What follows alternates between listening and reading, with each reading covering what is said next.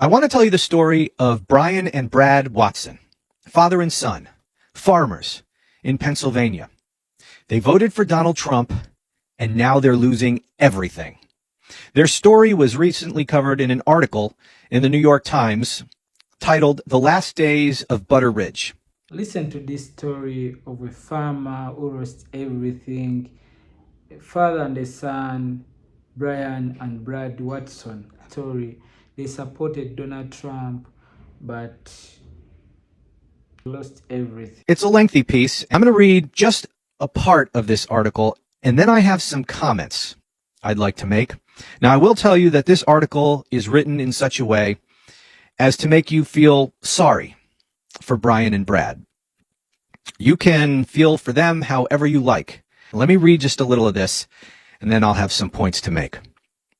Brad Watson, 41, awoke without an alarm at 5:30 a.m., strapped on his headlamp, and headed to the barn. Cold air leaked through a small gap in the boards, and he stuffed a paper bag into the hole to block the wind. He knew every detail of the barn in the morning.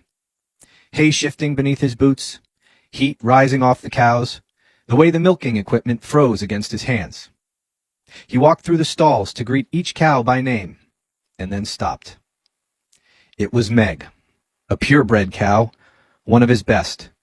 She had flipped over her stall in the night and twisted in her chain, strangling to death. He knelt to touch her head and then kept walking toward the milking parlor. More than 90 other cows still needed to be milked, twice a day, every day. And that work never stopped for a weekend or a vacation or a dead cow or any other crisis during a winter in which his family dairy business was beginning to unravel. He guided the cows into the parlor one at a time, patting their flanks to help them stay calm. "Come on, girls, settle down," he said. He hooked each one up to a machine and watched the milk start to flow as he ran through the numbers again in his head. His milk check came every other week, and it never covered his bills. Feed, fuel, fertilizer, all had nearly doubled in recent months.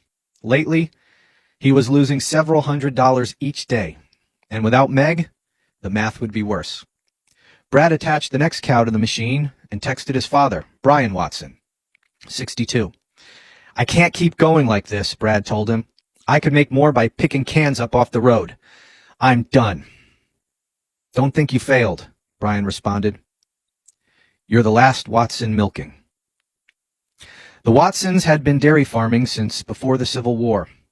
One of dozens of Watson farms that had spread across northern Pennsylvania over the generations, and then, like dairy farms everywhere, gradually disappeared.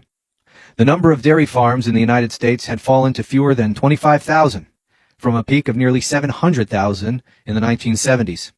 Milk prices had barely risen in half a century, held down by overproduction and a handful of large corporations that dominated the dairy market. The costs of running a family farm had skyrocketed by as much as 500%. Brad had supported Donald Trump in 2024. Brad had supported Donald Trump in 2024, in part because Trump promised to change all that by becoming the most pro-life farmer president you'd ever seen. Instead, new tariffs cut into Brad's potential export market, and the emerging war in Iran had sent gas and fertilizer prices surging by as much as 70%. He was losing thousands of dollars each month and falling behind on his feed bill until he made the call he had been dreading his whole career.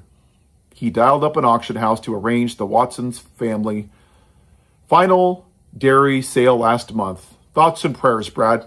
I don't care. Farm bank receipts across the country have risen by 46% in 2025 and 70% in 2026, as nearly as a third of the world's fertilizer exports were impacted by conflicts in the Strait of Hormuz. Wow. I hope you have the day you voted for, Brad. How's it feel, right? So Brian supported Donald Trump since 2024, but is regretting, is losing everything. Let us continue listening to this story and see how Brian lost everything, lost his farm, lost all his business because he supported Donald Trump. Trump in 2024, in part because Trump promised to change all that by becoming the most pro-life farmer president you'd ever seen. Instead, new tariffs cut into Brad's potential export market, and the emerging war in Iran had sent gas and fertilizer prices surging by as much as 70%.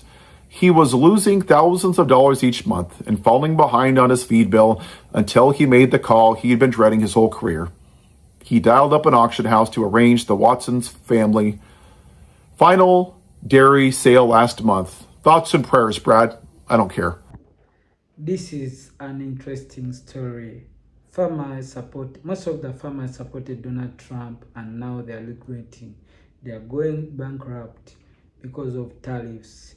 They're not making money. You remember recently, all the illegal workers who used to work in the farm, they no longer work at the farm. So these guys are losing everything. They are facing FAFO.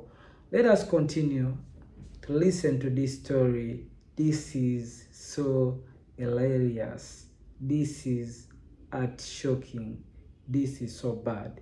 Let us see why Brian lost everything because of his love for Donald Trump. Farm bankruptcies across the country have risen by 46% in 2025 and 70% in 2026, as nearly as a third of the world's fertilizer exports were impacted by conflicts in the Strait of Hormuz. Wow. I hope you have the day you voted for, Brad. How's it feel, right? See, Brad, you're the reason that we're here as a country. You're the reason that we're not a great country. I'm going to guess because you live in the Bible Belt, you don't actually follow anything in the Bible unless it has to do with abortion and being gay, right?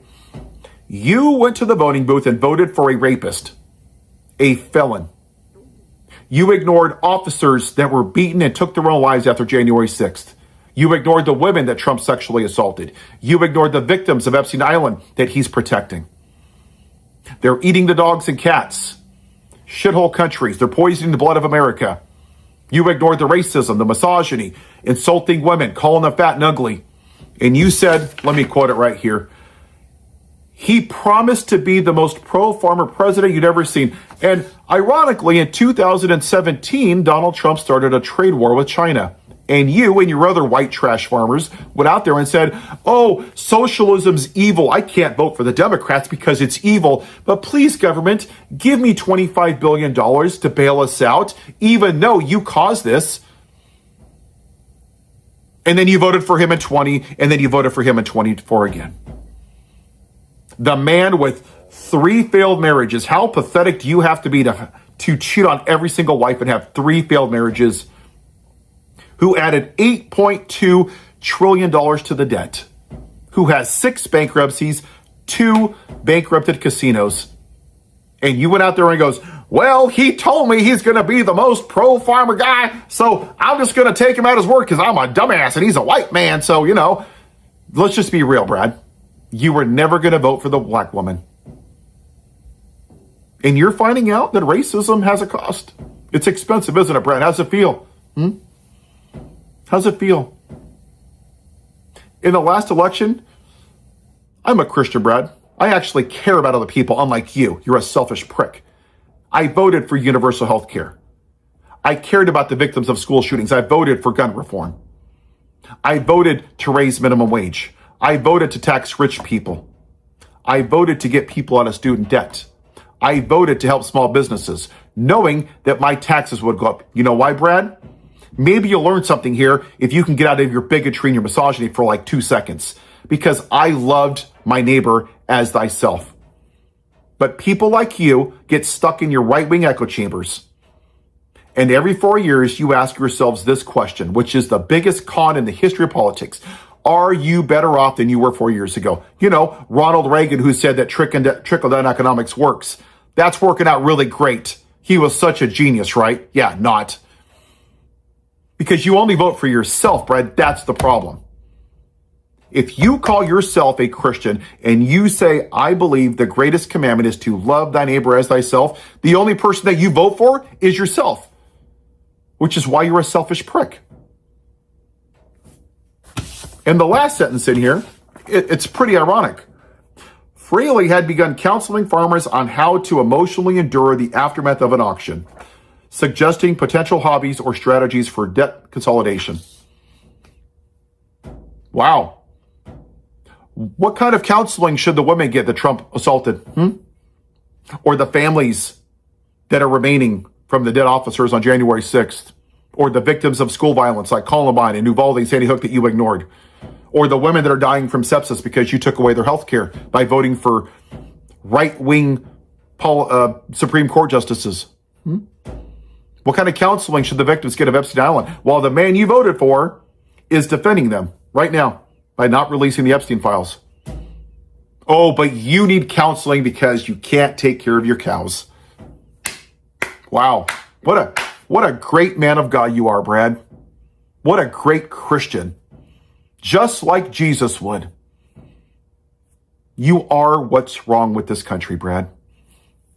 And you know what the difference is between you and I? Not just that you don't have a moral compass because you only care about yourself and your bank account, is I own a 6-hour P320. But if we as a society came together and said, you know what, we really need to address gun violence, because I'm actually pro-life, Brad, unlike you. You're forced birth. You don't care about life once it's born. You don't care if they're shot, if they're assaulted by the president, if they're molested on Epstein Island. You don't give a damn about life once it's born. So you can shove your crap about pro-life right up your ass. I would walk through broken glass barefoot and turn in my 6-hour if it would save one child. One innocent child. If there was any way, even if there was a 50% chance. That's the difference between you and I, Brad. You care more about a piece of metal in your stupid ass, freedom, freedom, freedom. But you don't care about the freedom of kids to go to school without being shot. That's the difference between you and I. I have empathy. You have empathy. I care about everybody else in this country. You only care about yourself and your damn bank account. It's easier for a camel to get through the eye of a needle than for Brad to get into heaven. That is exactly what you are, Brad. You built your wealth on the earth, not in heaven where moth and rust can't get. So good luck on Judgment Day, Brad. That's going to be interesting. I cannot wait, and I hope I'm there when you're standing before God, and he's going to say everything that I just said, because everything I said is completely a fair question. What are you going to tell him, Brad? Yeah, but I needed money. I told you not to build your wealth on heaven. I told you to love your neighbors. What are you going to tell God when he points at all of the victims of school shootings? All of the women that are up there that Trump assaulted. The officers that died from after January 6th. 40,000 gun victims every year. The people that died from lack of health care. While the man you voted for is building ballrooms and arches and going golfing. What are you going to tell God? Well, God, he told me I'd have great farms and more money. Yeah. You can go down there with Jeffrey Epstein. It's up to you, Brad. You can continue to be a selfish prick and be a racist and a misogynist. Or you can stop being that way and actually start caring about other people. Have yourself a white day, Brad. I hope the racism was worth it. This Trump supporter found out the hard way. The Watson family had been dairy farming since before the Civil War. Brad Watson supported Donald Trump in 2024 because Trump promised to be the most pro-farmer president you've ever had. Unfortunately for Brad, instead of getting a pro-farmer president, he got a pro-foreign government president. The war in Iran sent gas and fertilizer prices up 70%. Feed also doubled, and now Brad was losing several $100s a day. After losing his best purebred cow in an accident, he texted his father Brian, "I can't keep going like this. I could make more picking cans up off the road. I'm done." The average Pennsylvania family dairy farm was earning about $20 for every 100 pounds of milk. And now that same amount costs nearly $30 to produce. Literally paying to work. Brian replied to Brad, "Don't think you failed. You're the last Watson milking." I would say voting for the guy directly responsible for ruining your family's legacy is an epic fail.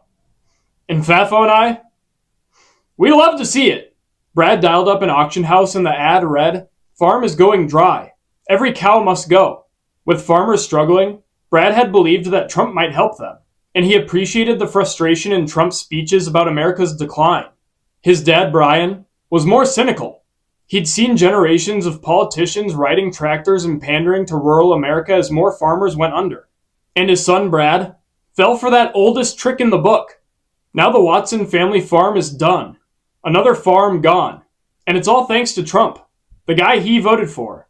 Now the Watson family farm, U.S. farmers are starting to regret their vote for Trump. From beekeepers to soybean to hay producers, all of them are starting to say, I never thought that voting for Trump 3 times would result in me losing tens of thousands of dollars. A beekeeper out of North Carolina says, yeah, I proudly voted for Trump all 3 times. I flew flags for him and put signs for him in the yard. But now I'm out tens of thousands of dollars due to lost federal funding and tariffs, so I cannot export my products, my honey and my wax, to other countries like I could before, and nobody's buying it in the United States. Hay producers in Idaho and Utah that export alfalfa hay to China are now seeing 135% tariffs put on their product, and all of a sudden, they don't have anywhere to ship it. They held it all winter in hopes of sending it off to China in the spring, and now China's not willing to buy. Soybean producers are once again being hit harder than they were in the first Trump administration, and China, for its part, has diversified where it pulls these products from, with Brazil becoming the #1 soybean exporter and other countries picking up the slack for honey, for beeswax, and for hay around the world. Now, China's doing a great job diversifying, and the United States has relied on exports to China for so long that its farmers are going to just continue to suffer. Once again, the majority of them voted for Trump, and now they're finding out. Anyway, tell me what you think down in the comment. Do you think, or do you sympathize with Brian because he supported Donald Trump? Tell me what you think down in the comment, and thank you for watching the mighty Great Minds Blacks. Don't forget to subscribe. See you in the next video. One love. Thank you for watching Great Minds Blacks.